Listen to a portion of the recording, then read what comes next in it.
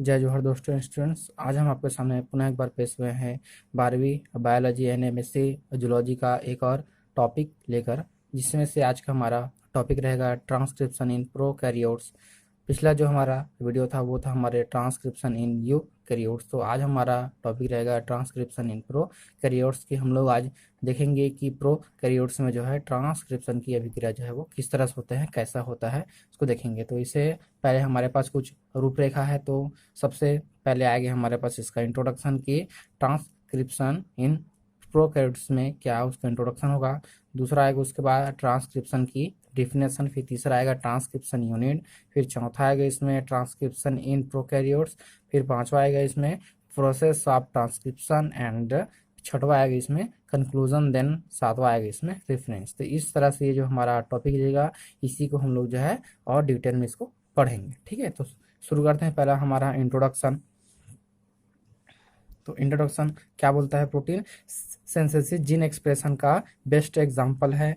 Generally all prokaryotes and eukaryotes cell में protein का formation होता है, जिसका यूज सेल एंड एनिमल अपने डिफरेंट बॉडी पार्ट के फॉर्मेशन के लिए करते हैं। इसलिए प्रोटीन को सेल एंड ऑर्गेनिज्म का स्ट्रक्चरल यूनिट भी कहा जाता है। प्रोटीन सिंथेसिस की प्रोसेस टू स्टेप में जो है वो कंप्लीट होती है। ठीक है, तो इसमें एक इंट्रोडक्शन में रूप में क्या हुआ, प्रोटीन जो है प्रोटीन सिंथेसिस जो है जीन एक्सप्रेशन का सबसे बेस्ट एग्जांपल होता है, और ये जो है प्रोकैरियोट्स एवं यूकैरियोट्स में जो है होता है, जिसके द्वारा एनिमल्स अपने जो ऑर्गेनिज्म है, मतलब जो बॉडी पार्ट्स है, उसका जो है क्या करते हैं, वृद्धि करते हैं एवं जो है एनर्जी प्राप्त करते हैं। ठीक है, अब देखते हैं इसका स्टेप क्या क्या स्टेप होता है। तो ये होगा हमारे पास प्रोटीन सिंथेसिस। उसके बाद जो है इसके में क्या होगा, सेंट्रल डोग्मा। तो सेंट्रल डोग्मा क्या होते हैं, तो ट्रांसक्रिप्शन एंड ट्रांसलेशन को एक साथ क्या बोलते हैं, सेंट्रल डोग्मा के नाम से जानते हैं। इसमें क्या होगा, ट्रांसक्रिप्शन में क्या होगा, डीएनए से एमआरएनए का फॉर्मेशन होना ट्रांसक्रिप्शन है, और उसके बाद जो है ट्रांसलेशन में एम आने से प्रोटीन का फॉर्मेशन होना ट्रांसलेशन कहलाता है। ठीक है, ट्रांसक्रिप्शन। तो ट्रांसक्रिप्शन क्या होते हैं देख लेते हैं। It is a process of formation of DNA to mRNA is known as the transcription. ठीक है, तो क्या होता है, आपके डीएनए से एमआरएनए का फॉर्मेशन को जो है ट्रांसक्रिप्शन कहते हैं। ट्रांसक्रिप्शन की प्रोसेस प्रोकैरियोट्स में साइटोप्लाज्म में होता है एंड यूकैरियोट्स में न्यूक्लियस में होता है। ठीक है, तो प्रोकैरियोट्स में कहाँ पे होते हैं, साइटोप्लाज्म में, और यू में कहाँ पर होता है आपके, ये न्यूक्लियस में जो है वो होता है। इससे बनने वाला एमआरएनए में थायमिन के जगह पर क्या होता है, आपके यूरेसिल जो है इसमें पाया जाता है। ठीक है, तो थायमिन के जगह पर इसमें पाया जाएगा आपके यूरेसिल। अब बोलते हैं इस प्रोसेस में डीएनए के सिंगल स्ट्रैंड से कुछ पर्टिकुलर सेगमेंट ही पार्टिसिपेट करता है, जिससे कि ट्रांसक्रिप्शन जो है यूनिट कहते हैं। ठीक है, इसमें क्या करेगा, जो डीएनए का जो पर्टिकुलर कोई सेगमेंट होगा वही क्या करेगी, इसमें पार्टिसिपेट करता है, और जो सेगमेंट इसमें पार्टिसिपेट करेगा उसको बोलेंगे इसमें ट्रांसक्रिप्शन यूनिट के नाम से इसको जानते हैं। ठीक है, अब उसके बाद इसमें पॉलीमराइजेशन की process 5 prime to 3 prime direction में होता है। तो पॉलीमराइजेशन मतलब होता है इसमें जो अब बॉन्ड रहता है, हाइड्रोजन बॉन्ड होता है, उसका टूटना जो है कहाँ से स्टार्ट होता है, आपको 5 प्राइम टू 3 प्राइम की वजह है वो होता है। इसको बोलते हैं हमारे में पॉलीमराइजेशन, और इसी में आपका क्या होगा, जो न्यू स्ट्रैंड का जो है इसमें भी फॉर्मेशन जो है वो होगा। ठीक है, चलिए फिर उसके बाद आता है हमारे में ट्रांसक्रिप्शन यूनिट। तो क्या होते हैं ट्रांसक्रिप्शन यूनिट, इसको देखते हैं। तो बोलता है इसमें डीएनए की किसी पर्टिकुलर सेगमेंट में ही ट्रांसक्रिप्शन की प्रोसेस जो है होती है। जिस सेगमेंट में ट्रांसक्रिप्शन होती है डीएनए का, उस सेगमेंट को क्या बोलते हैं, ट्रांसक्रिप्शन यूनिट के नाम से उसको जानते हैं जी। ट्रांसक्रिप्शन यूनिट के 3 सब यूनिट से कंसिस्ट होता है, 3 सब यूनिट से जो है मिलकर बना हुआ होता है। तो पहला इसमें आएगा आपके पास प्रमोटर जीन, दूसरा स्ट्रक्चर जीन, तीसरा होता है टर्मिनेशन या टर्मिनेटर। ठीक है, तो ये कहाँ पर है, आपके अप स्ट्रीम पर जो है पाया जाता है, और क्या काम करता है ये, प्रमोट रेप्लिकेशन प्रोसेस। तो आपके जो डीएनए में क्या होना है, ट्रांसक्रिप्शन की जो अभिक्रिया होना है उसके लिए क्या करता है, वो प्रमोट करने का काम जो है वो करता है। उससे स्ट्रक्चर कहाँ पर होता है, आपके मिडिल रीजन में पाया जाता है। अब बोलते हैं it is a transcription side, यहीं से क्या होता है, ट्रांसक्रिप्शन की अभिक्रिया जो है वो होता है, अर्थात जो है इसी में क्या होगा, इसी में आपके एमआरएनए का फॉर्मेशन जो है वो होता है। ठीक है, अब उसके बाद बोलता है टर्मिनेशन में क्या बोलता है, प्रेजेंट इन डाउन स्ट्रीम, और बोलता है टर्मिनेट रेप्लिकेशन प्रोसेस, जो अभिक्रिया स्टार्ट हुआ है उसको क्या करेगा, टर्मिनेट करने का काम करेगा, रोकने का काम करेगा। ठीक, ये उसका क्या है, डायग्राम है। ये हमारे क्या होंगे, इस तरह से हमारे पास जो स्ट्रक्चर होता है ट्रांसक्रिप्शन यूनिट का, तो ऊपर की इधर की तरफ होगा अप स्ट्रीम और इधर की तरफ होगा आपके डाउन स्ट्रीम। तो अप स्ट्रीम में पाए जाते हैं आपके प्रोमोटर जीन, और जो बीच में रहता है उसको बोलते हैं स्ट्रक्चर जीन, और लास्ट में पाए जाते हैं आपके टर्मिनेशन जो है साइड जो है इसमें पाया जाता है। ठीक है, अब देखते हैं इसमें fourth number transcription in prokaryotes के किस तरह से इसमें होता है। तो ट्रांसक्रिप्शन इन प्रोकैरियोट्स के लिए हमारे पास जो है दो फैक्टर या दो एंजाइम की आवश्यकता हमको होती है। एक होता है कोर एंजाइम और एक होता है आपके पास सिग्मा फैक्टर। ठीक है, तो दो चीज़ों का आवश्यकता होती है, कोर एंजाइम और सिग्मा फैक्टर। तो इसको देख लेते हैं क्या क्या है।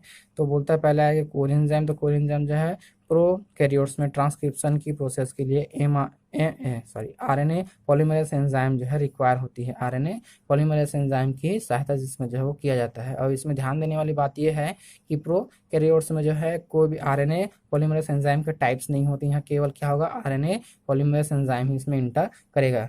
जैसे कि यूकैरियोट्स में क्या होते थे, वहाँ पर हमको जो है 3 प्रकार के आरएनए पॉलीमरेज एंजाइम को मिलता था। RNA polymerase enzyme first, second और थर्ड ऐसा करके इसमें मिलता था। लेकिन यहाँ पर क्या होगा, केवल आरएनए पॉलीमरेज एंजाइम ही इसमें इंटर करेगा, इसके कोई भी टाइप्स इसमें नहीं है। ठीक, अब बोलता है it is also known as DNA dependent RNA polymerase enzyme. ये क्या है हमारे में, DNA dependent RNA polymerase enzyme के नाम से जानते हैं, या यही है। ठीक है, आरएनए पॉलीमरेज एंजाइम जो है डीएनए के टेम्परेट स्ट्रैंड में नाइट्रोजन के बेस होते हैं उसका पॉलीमराइजेशन कर जो है एमआरएनए का फॉर्मेशन करता है। तो नाइट्रोजन के बेस को तोड़कर जो है वहाँ पर पॉलीमराइजेशन होगा और एमआरएनए का फॉर्मेशन होता है। ठीक है, और यह एंजाइम जो है 5 टाइप के सब यूनिट से कंसिस्टर होता है। तो 5 प्रकार के इसके भी क्या होते हैं, सब यूनिट जो है वो होता है। ठीक, अल्फा बीटा बीटा डेस, फिर आएगा ओमेगा, फिर आएगा इसमें सिग्मा।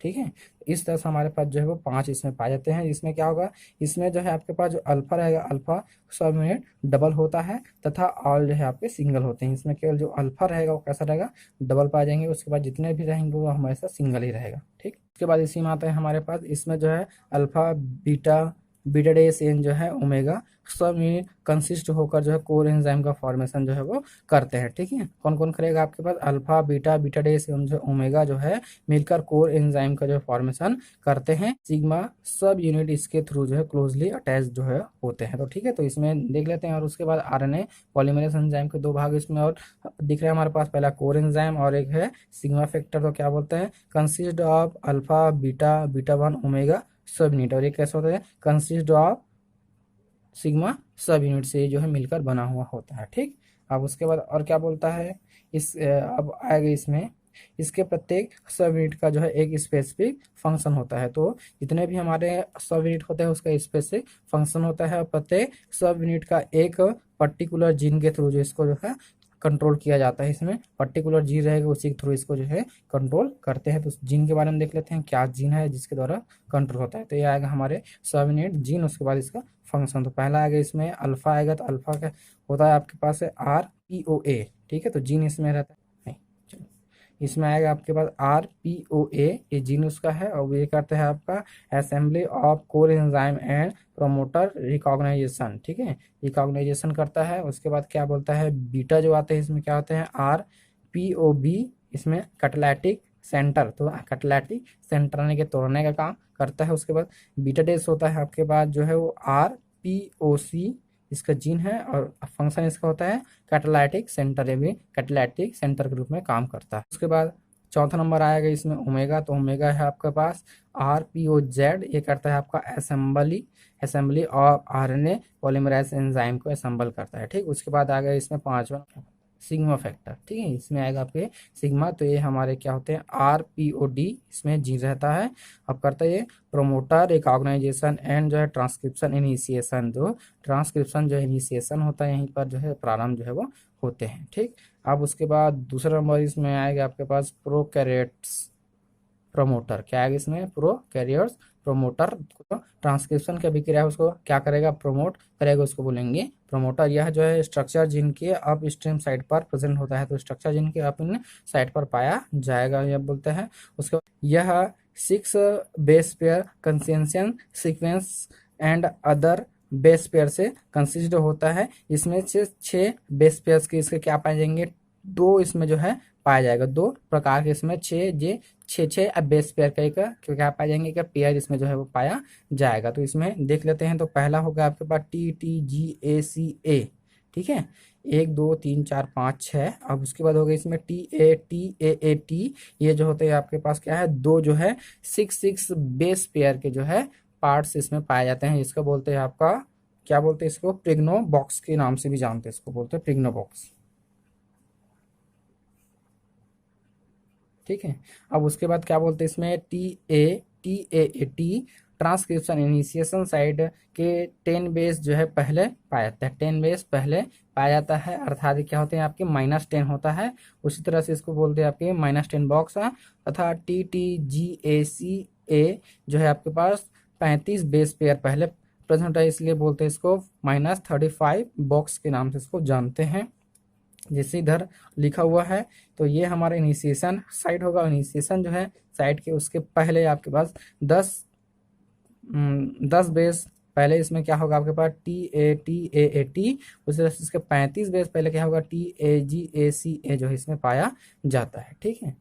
प्रोसेस ऑफ ट्रांसक्रिप्शन की जो प्रोसेस है किस तरह से होता है, तो बोलता है it is a divided into 3 steps में होता है। तो 3 स्टेप क्या होते हैं, पहला होगा इनिशिएशन, दूसरा इलॉन्गेशन और तीसरा होगा टर्मिनेशन, ठीक है। तो इनिशिएशन में क्या होगा, RNA polymerize bind to promoter of formed mRNA। उसके बाद क्या होगा, polymerization of base pair and जो है इलॉन्गेट mRNA चैन का इलॉन्गेशन होगा। फिर होगा आपके rho factor bind to RNA chain and close polymerization. तो पॉलीमराइजेशन आपका कैसा हो जाएगा, फिर क्लोज हो जाएंगे, ठीक है, इस तरह से होगा। तो पहला देखते हैं इसमें, चलो क्या बोलता है इस प्रोसेस में, सर्वप्रथम सिग्मा फैक्टर कोर एंजाइम से क्लोजली अटैच होकर जो है RNA पॉलीमरेज एंजाइम का जो है फॉर्मेशन करते हैं, ठीक है। तो क्या करेगा, पहले सिग्मा जो है फैक्टर कोर एंजाइम से क्लोजली अटैच होने के बाद जो है RNA पॉलीमरेज एंजाइम का फॉर्मेशन होगा।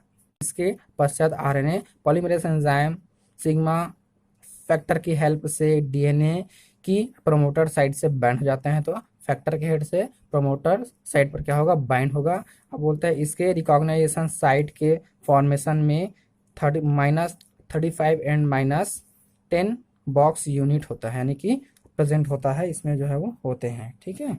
उसके बाद बोलता है RNA पॉलीमरेज एंजाइम -35 एवं जो है -10 बॉक्स के साथ जो है 10 बॉक्स के साथ जो है अप्रोक्सीमेट 75 to 80 बेस पेयर को कवर करता है, ठीक है। तो कितना करेगा वो, वहाँ पर 75 to 80 बेस पेयर को कवर करता है। और इसके पश्चात सिग्मा फैक्टर कोर एंजाइम को इनिशिएशन साइट में रिकॉग्नाइजेशन के लिए स्टिमुलेट करता है, ठीक है। तो स्टिमुलेट करेगा यानी कि उद्दीप्त करता है, जिसके द्वारा जो अभिक्रिया होगा वो प्रारंभ होगा। अब बोलता है DNA के स्ट्रैंड को अनविंग्ड कर जो हाइड्रोजन बॉन्ड को ब्रेक करना और स्टार्ट कर देता है। तो DNA में जो पाए जाएंगे आपको हाइड्रोजन बॉन्ड, उसको ब्रेक करना जो है प्रारंभ कर देता है। और क्या बोलता है, इसके कारण जो है DNA के दोनों स्ट्रैंड एक दूसरे से दूर होने लगता है, जिससे एक बबल स्ट्रक्चर का फॉर्मेशन होता है, जिसे ट्रांसक्रिप्शन बबल कहते हैं, ठीक है। तो यहाँ पर स्ट्रक्चर के रूप में आपके पास दिख रहा होगा, ये हमारा DNA था, ठीक है, ये हमारा क्या था, DNA था। तो DNA में क्या थे, DNA में हमारे पास जब जुड़ेगा तो 2 हमारे पास होते हैं 6 बेस पे एक साइड यानी कि बॉक्स पाया जाता है, जिसको बोलते हैं हमारे में TATAAT। उसके बाद है TTGACA, ये जो हमारे 2 इसमें क्या पाए जाते हैं, बॉक्स होते हैं। अब उसके बाद क्या होता है, जो कोर एंजाइम होता है वो आपके जो है यहाँ से जब बाइंड होगा, उसके साथ क्या होते हैं आपके सिग्मा जो फैक्टर होता है उसके साथ क्लोजली बाइंड होने के कारण जो है पॉलीमरेज एंजाइम जो है इंटर करेगा। इंटर होने से जो इसमें हाइड्रोजन बॉन्ड प्रेजेंट रहता है, यहाँ पर हाइड्रोजन बॉन्ड है, उस हाइड्रोजन बॉन्ड को वो तोड़ेगा। और हाइड्रोजन बॉन्ड को तोड़ने के बाद जो है यहाँ पर एक बबल का जो है फॉर्मेशन होगा, जिसको बोलते हैं हमारे में ट्रांसक्रिप्शन बबल के नाम से इसको जानते हैं, ठीक है। अब ये होता है हमारे में, इसको बोलते हैं ट्रांसक्रिप्शन इनिशिएशन साइट के नाम से इसको जाना जाता है, ठीक है, ये हो गया। अब उसके बाद और क्या अब बोलता है, इसके पश्चात कैटालिटिक साइड RNA प्राइमर को अटैच करते हैं, ठीक है। तो इसके पश्चात कैटालिटिक साइड RNA प्राइमर को अटैच करता है, जिससे यह DNA को इनिशिएशन साइड से अटैच हो जाता है, ठीक है। तो यहाँ पर क्या होगा, फिर से अब RNA प्राइमर को अटैच करेगा, जिसके सारा जो है इनिशिएशन जो है वो स्टार्ट हो जाता है, ठीक है, तो ये अभिक्रिया जो स्टार्ट हो जाती है।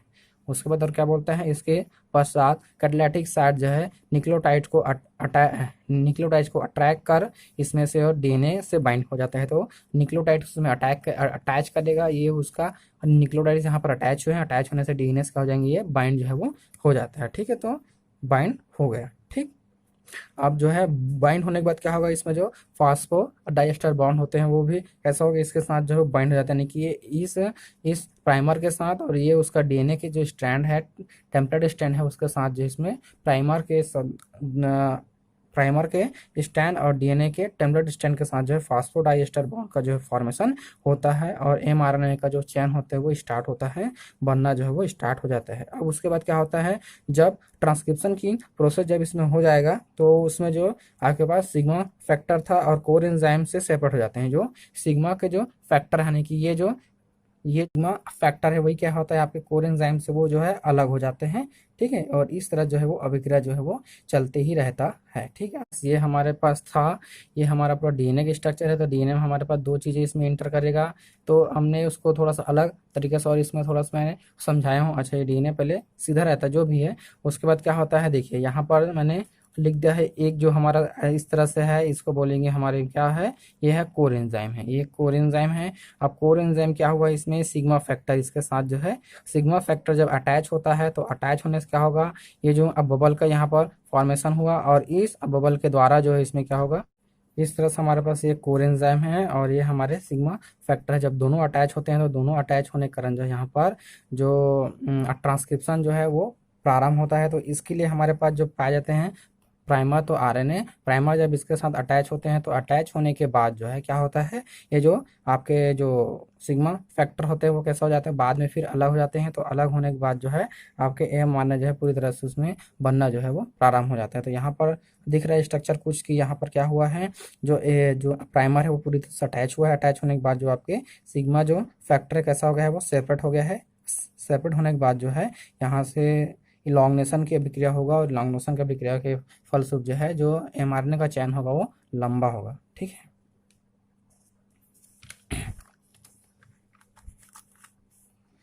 चलिए अब उसके बाद आता है इसमें इलॉन्गेशन। तो बोलता है this process DNA bubbles are break hydrogen bond and moving in DNA strand. ठीक है, तो हाइड्रोजन बॉन्ड क्या होते हैं, ब्रेक होता है और ब्रेक होने के बाद जो है यही जो बबल होते हैं वो आगे की ओर क्या होते हैं, मूव होते जाते हैं, आगे की ओर जो है वो बढ़ते जाते हैं। And nucleotides are binding for RNA to DNA strand.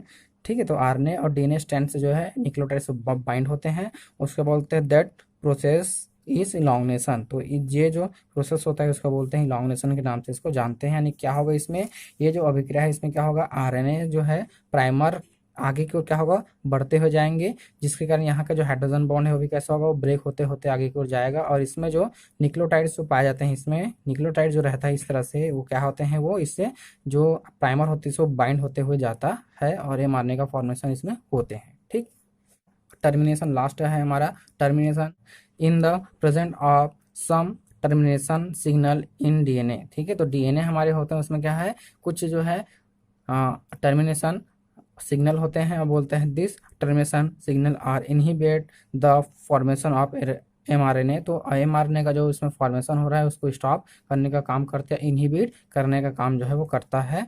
The terminator signal is denoted by rho factor. Terminator जो सिग्नल होते हैं उसको इससे करते हैं आपके रो फैक्टर से डिनोट करते हैं। And rho factor molecular weight होता है वो 60,000 डाल्टन होता है। ठीक है, डी मतलब होता है इसका डाल्टन होता है, 60,000 डाल्टन के रूप में पाया जाता है। तो आज के लिए हमारा वीडियो थोड़ा सा इतना ही। आज मेरा थोड़ा सा तबीयत डाउन है, इसमें भी थोड़ा सा आज वीडियो अच्छे से नहीं बन पा रहा है मेरे से, तो नहीं रहेगा। कल हमारा आएगा ट्रांसलेशन आएगा कि एमआरएनए से प्रोटीन का निर्माण जो है वो किस तरह से किया जाता है, हमारा अगला वीडियो उस पर आएगा। तो धन्यवाद, थैंक यू।